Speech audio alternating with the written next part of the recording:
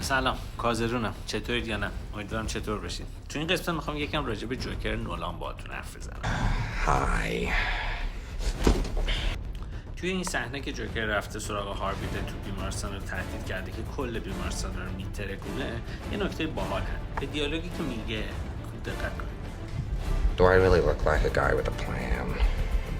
تو این تیکه جوکر ادعا میکنه که آدمیه که پلن نداره. میگه پلن گوردون داره، ماب داره، مافیا داره. من آدمی نیستم که پلن داشته باشه. من این مثل سگ ولگردم که وقتی شکارشو به دست میگیره نمیدونه باهاش چیکار کنه. اما نکته عجیبش اینجاست. زمانی که تفنگو میده دست هاروی و بهش این انتخاب میده که بهش شلیک کنه، خودش دستشو گذاشته رو اون چکش اسلحه. یعنی اگه هاروی حتی اگه انتخابم بکنه بهش شلیک بکنه بازم نمیتونه.